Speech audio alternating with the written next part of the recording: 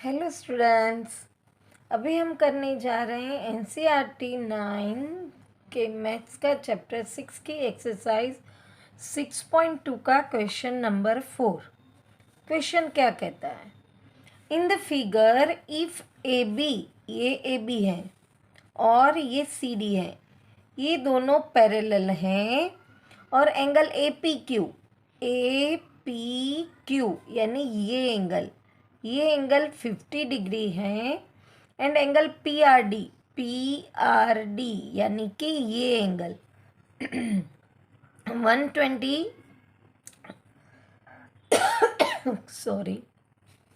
127 degree है। Find X and Y.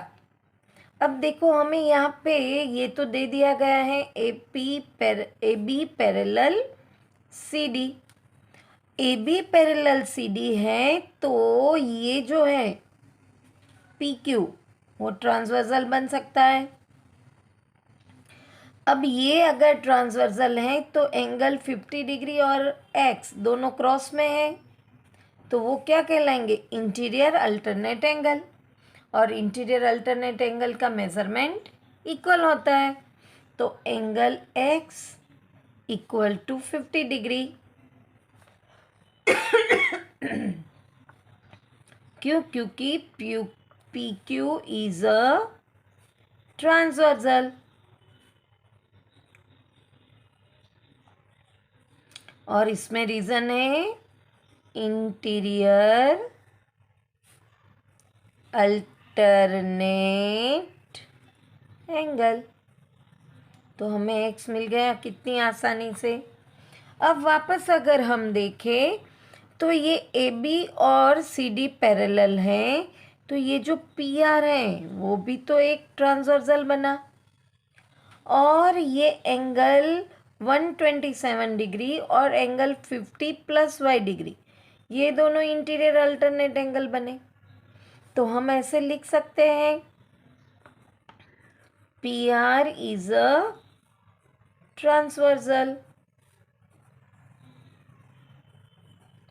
तो angle 50 degree plus angle y equal to 127 degree.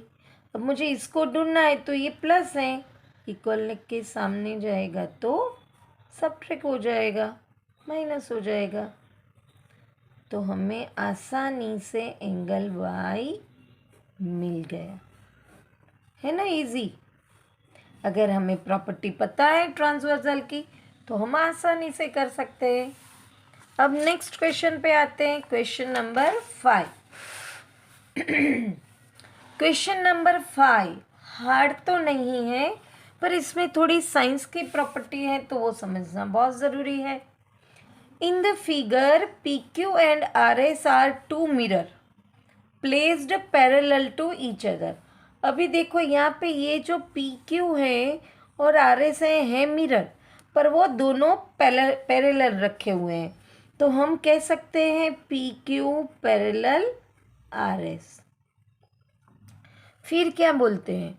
An incident ray A B incident ray है। अभी मैं बता दूँ आपको कि कोई पण प्लेन मिरर पे लाइट का रेज आता है तो वो इंसिडेंट रे कहलाता है। और प्लेन मिरर की प्रॉपर्टी है कि जो एंगल से इंसिडेंट एंगल बनता है उसी एंगल से रिफ्लेक्टेड रे बनता है, और ये जो पॉइंट होता है वो पॉइंट स्ट्राइक करता है। और यहाँ पे ये पॉइंट पे एक नॉर्मल क्रिएट होता है। ये जो नॉर्मल है वो परपेंडिकुलर टू मिरर होता है और ये एंगल ऑफ इंसिडेंट और एंगल ऑफ रिफ्लेक्शन दोनों इक्वल होते हैं।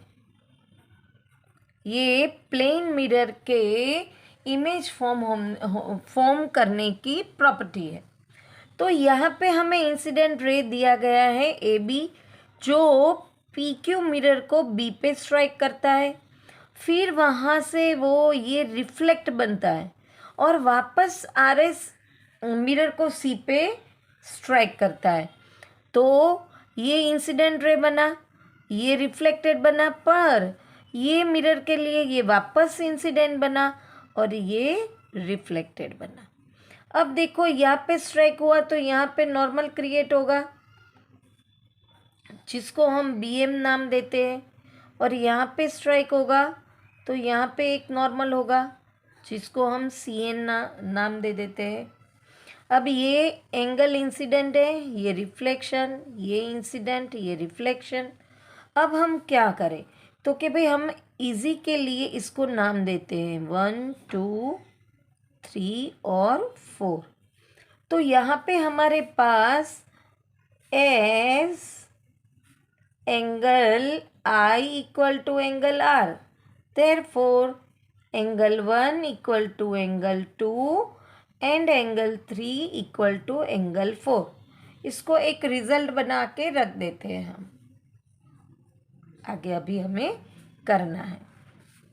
फिर क्या है तो कि भाई BM and CN are normal which is parallel है, which is BM parallel to CN। क्यों? क्योंकि वो मिरर से परपेंडिकुलर है। ये मिरर हमारे पैरेलल है तो ये डिस्टेंस भी उसका सेम रहेगा, तो वो भी पैरेलल बनेगा। अब ये दोनों पैरेलल हैं, then BC is a transversal.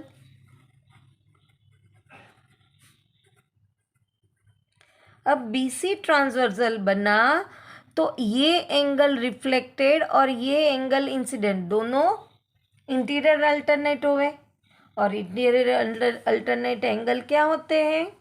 Equal होते हैं। तो एंगल 2 इक्वल टू एंगल 3 होगा, और उसका रीज़न आएगा इंटीरियर अल्टरनेट एंगल। अब देखो हमें यहाँ पे प्रूव क्या करना है, टू प्रूव क्या है हमारे लिए, AB पैरेलल CD, ये हमारा प्रूफ बना। AB और CD को पैरेलल बनाना है, तो AB और CD को पैरेलल बनाएंगे तो हमें BC को ट्रांसवर्सल बनाना होगा, और ये पूरा एंगल और ये एंगल इक्वल बनाना होगा। तो हम इसको रिजल्ट 2 बोलते हैं। रिजल्ट 1 और 2 के ऊपर से हम ये कंक्लूजन पर आ सकते हैं कि 1 से इक्वल 2 है, 2 से इक्वल 3 और 3 से इक्वल 4 है। तो हम ऐसे लिख सकते हैं from 1 and 2 angle 1 equal to angle 2 angle 2 equal to angle 3 और angle 4 equal to angle 3 equal to angle 4। तो ये थर्ड हमारा रिजल्ट हो गया। अब सब इक्वल हैं, और मैंने आपको ये भी बताया कि एंगल ऑफ इंसिडेंट और एंगल ऑफ रिफ्लेक्शन एक से होते हैं। तो हम यहाँ पे लिख सकते हैं angle 1 plus angle 2 equal to angle 3 plus angle 4। ये दोनों इक्वल हैं और ये दोनों इक्वल हैं। हम लिख सकते हैं, किस पर से हम लिख सकते हैं, दैट कर दे थर्ड रिजल्ट पर से।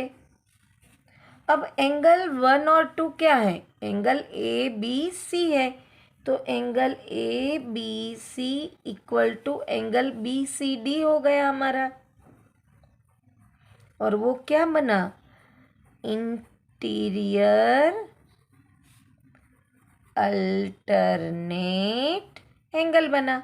अब इंटीरियर अल्टरनेट एंगल अगर इक्वल है तो obviously by transversal property AB parallel to CD हो गया, therefore AB parallel CD, hence proved। है ना आसान? यहाँ पे एक्सरसाइज 6.2 नई बुक जो NCERT की इस साल पब्लिश हुई है उस हिसाब से 6.2 एक्सरसाइज फिनिश होती है। वापस मिलते हैं नेक्स्ट एक्सरसाइज के साथ। Till then bye bye student.